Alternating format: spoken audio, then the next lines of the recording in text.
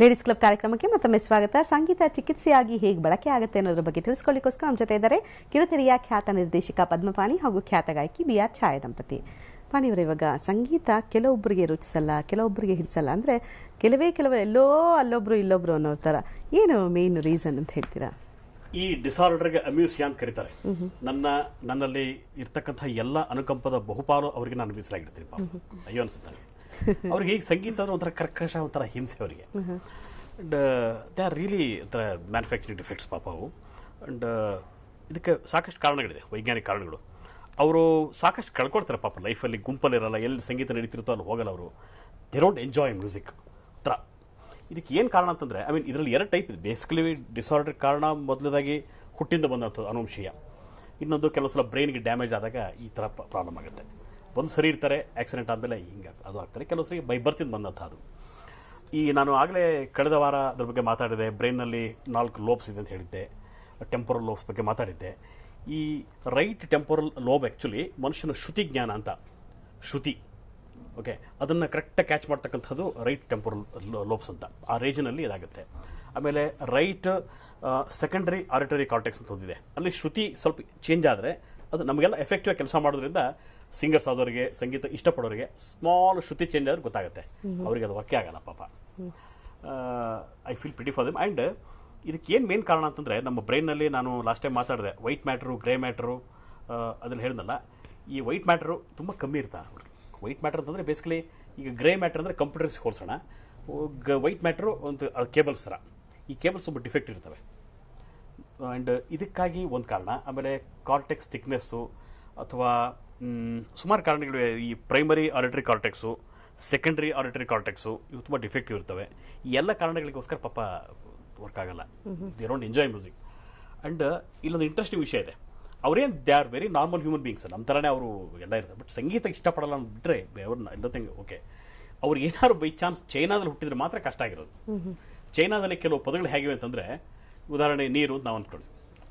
ನೀರು ಅಂತಂದರೆ ಒಂದು ಅರ್ಥ ಬರುತ್ತೆ, ನೀರು ಅಂದ್ರೆ ಒಂದು ಬರುತ್ತೆ, ನೀರು ಅಂದರೆ ಬೇರೆ ಅರ್ಥ ಬರುತ್ತೆ. ಶ್ರುತಿ ಚೇಂಜ್ ಆದಷ್ಟು ವರ್ಡ್ಸ್ ಬೇರೆ ಚೇಂಜ್ ಆಗೋದ್ರಿಂದ ಚೈನೀಸ್ ಅವ್ರ ಪಾಪ ಚೈನೀಸಲ್ಲಿ ಮಾತ್ರ ಹುಟ್ಟಬಾರ್ದು ಅವರು. ಅಂಡ್ ಅದೊಂದು ನನಗೆ ಅಯ್ಯೋ ಅನ್ಸುತ್ತೆ. ಆ್ಯಂಡ್ ಇನ್ನೊಂದು ಇಂಟ್ರೆಸ್ಟಿಂಗ್ ವಿಷಯ ಇದೆ ಅಮ್ಯೂಸಿಯಾ ಬಗ್ಗೆ. ಇವರಿಗೆ ಆ ಕಾಯಿಲೆ ಇದೆಯಾ, ಅವ್ರ ವಂಶದಲ್ಲಿ ಅವ್ರ ಮರಿಮೊಮ್ಮಗಳು ಆ ತಲೆಮಾರಿಗೆ ಅದ್ಭುತವಾದ ಜೀನಿಯಸ್ ಸಂಗೀತಗಾರ ಹುಡ್ತಾರೆ ಅಂತ ಇವ್ರು ಹೇಳ್ತಾರೆ. ಅದು ಹೇಗೋ ಗೊತ್ತಿಲ್ಲ. ಈ ಕಾಯಿಲೆ ಇರ್ತಕ್ಕಂಥ ಇಬ್ಬರು ವ್ಯಕ್ತಿಗಳು ನೆನಪಾಗ್ತಾರೆ ನನಗೆ. ರೂಸ್ವೆಲ್ಟ್, ಅಮೆರಿಕಾದ ರೂಸ್ವೆಲ್ಟು ಪ್ರೆಸಿಡೆಂಟು, ಆಮೇಲೆ ನಮ್ಮ ಸಿಗ್ಮಂಡ್ ಫ್ರಾಯ್ಡು ಮನಃಶಾಸ್ತ್ರಜ್ಞ. ಇವರಿಬ್ಬರಿಗೆ ಸುಮಾರು ಜನ ಈ ಕಾಯಿಲೆ ಇತ್ತು. ಓಕೆ, ಇಂಥ ಡಿಸಾರ್ಡರ್ ಇರೋರಿಗೆ ಸಂಗೀತ ರುಚಿಸೋದಿಲ್ಲ ಯಾವುದೇ ಕಾರಣಕ್ಕೂ ಅಂತ ಹೇಳ್ತೀರಾ. ಇನ್ನು ಯಾವ ಹಾಡು ಆಡ್ತಾ ಇದ್ದೀರಾ ಇವಾಗ? ನಾನೇ ಒಂದು ಧ್ವನಿ ಸುರುಳಿಗೆ ಹಾಡಿದ್ದೆ. ಇದು ಕಲ್ಯಾಣಿ ರಾಗದಲ್ಲಿದೆ. ಶ್ರೀ ಪದ್ಮಚರಣ್ ಅವರ ರಾಗ ಸಂಯೋಜನೆಯಲ್ಲಿ GS ಶಿವರುದ್ರಪ್ಪ ಅವ್ರದ್ದು ಭಾವಗೀತೆ. ಇದನ್ನು ಹಾಡ್ತಾ ಇದ್ದೆ. ಸಂಪೂರ್ಣ ರಾಗ, ದೀರ್ಘಾಯುಷಿ, ಸಂಪೂರ್ಣ ರಾಗ.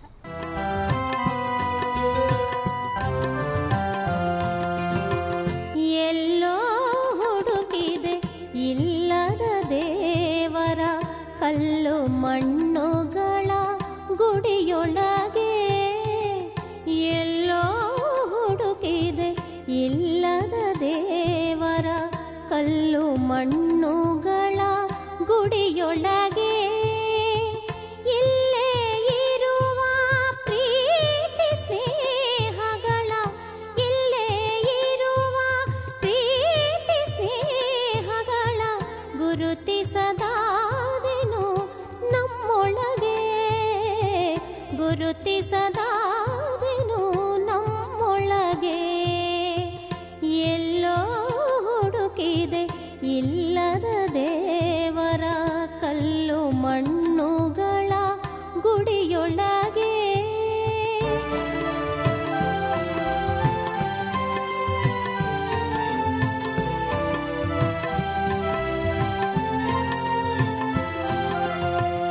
ಎಲ್ಲಿದೆ ನಂದನ, ಎಲ್ಲಿದೆ ಬಂಧನ, ಎಲ್ಲ ಇವೆ ಈ ನಮ್ಮೊಳಗೆ.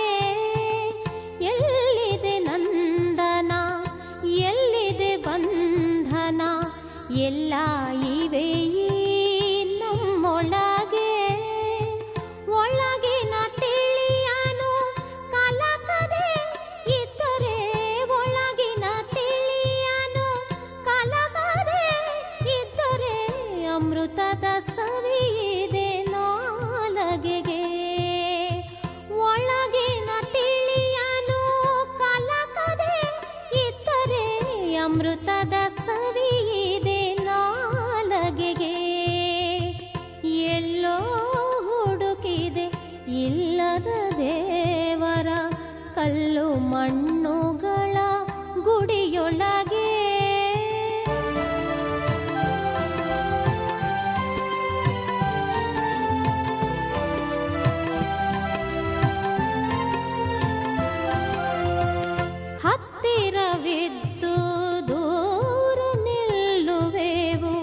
ನಮ್ಮ ಅಹಮ್ಮಿನ ಕೋಟೆಯಲ್ಲಿ ಎಷ್ಟು ಕಷ್ಟವೋ ಹೊಂದಿಕೆಯೆಂಬುದು, ಎಷ್ಟು ಕಷ್ಟವೋ ಹೊಂದಿಕೆಯೆಂಬುದು 4 ದಿನದ ಈ ಬದುಕಿನಲ್ಲಿ. ಎಷ್ಟು ಕಷ್ಟವೋ ಹೊಂದಿಕೆಯೆಂಬುದು 4 ದಿನದ ಈ ಬದುಕಿನಲ್ಲಿ, 4 ದಿನದ ಈ ಬದುಕಿನಲ್ಲಿ. ಎಲ್ಲೋ ಹುಡುಕಿದೆ ಇಲ್ಲದ ದೇವರ ಕಲ್ಲು ಮಣ್ಣುಗಳ ಗುಡಿಯೊಳಗೆ. ಸಂಪೂರ್ಣ 7 ನೋಟ್ಸ್ನ ಬಳಕೆ ಮಾಡಿಕೊಂಡು ರಚನೆ ಆಗಿರುವಂತ ಸಂಪೂರ್ಣ ರಾಗ ಇದೆ, ಯಮುನ್ ರಾಗ. ಓಕೆ, ತುಂಬಾ ಚೆನ್ನಾಗಿತ್ತು. ಜೊತೆಗೆ ಈ ಒಂದು ಸಂಪೂರ್ಣ ರಾಗವನ್ನ ಕೇಳೋದ್ರಿಂದ ದೀರ್ಘಾಯುಷಿಗಳಾಗ್ಬೋದು ಅನ್ನೋಂಥ ಮಾತನ್ನ ಪಾಣಿಯವರು ಹೇಳಿದ್ದಾರೆ.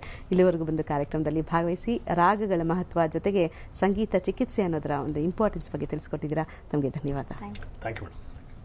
ರಾಗಗಳ ಬಗ್ಗೆ ನಿಮಗೆ ಗೊತ್ತಿರುತ್ತೆ, ಆದರೆ ಈ ರಾಗಗಳ ಮಹತ್ವದ ಬಗ್ಗೆ ಅಷ್ಟಾಗಿ ಗೊತ್ತಿರಲ್ಲ. ಇಂಥ ರಾಗವನ್ನು ಕೇಳಿದ್ರೆ ಇಂಥ ಕಾಯಿಲೆಗೆ ಉಳಿತು ಅನ್ನೋದ್ರ ಬಗ್ಗೆ ಈಗಾಗಲೇ ಹಲವು ಬಾರಿ ತಿಳಿಸ್ಕೊಟ್ಟಿದ್ದೀವಿ. ಆದರೆ ಇದು ಹೇಗೆ ಅಂದರೆ ರಾಗಗಳು ಹೇಗೆ ವೈಜ್ಞಾನಿಕವಾಗಿ ಕೆಲಸ ಮಾಡುತ್ತೆ ಅನ್ನೋದ್ರ ಬಗ್ಗೆ ಇವತ್ತಿನ ಕಾರ್ಯಕ್ರಮದಲ್ಲಿ ತಿಳಿಸ್ಕೊಟ್ಟಿದ್ದೀವಿ. ಒಟ್ಟಿನಲ್ಲಿ ಆರೋಗ್ಯ ಸಾಧನವಾದಂಥ ಈ ಮ್ಯೂಸಿಕ್ ಥೆರಪಿಯನ್ನು ಪ್ರತಿಯೊಬ್ಬರು ಜೀವನದಲ್ಲಿ ಅಳವಡಿಸಿಕೊಳ್ಳಿ ಅಂತ ತಿಳಿಸದೆ ಕಾರ್ಯಕ್ರಮದ ಉದ್ದೇಶ. ಇನ್ನು ಖ್ಯಾತ ಗಾಯಕಿ ಬಿ ಆರ್ ಛಾಯಾ ಅವರನ್ನ ಕಾರ್ಯಕ್ರಮಗಳಿಗಾಗಿ ನೀವು ಈ ಕೆಳಕಂಡ ಸಂಖ್ಯೆಯಲ್ಲಿ ಸಂಪರ್ಕಿಸಬಹುದಾಗಿದೆ. 9900333040.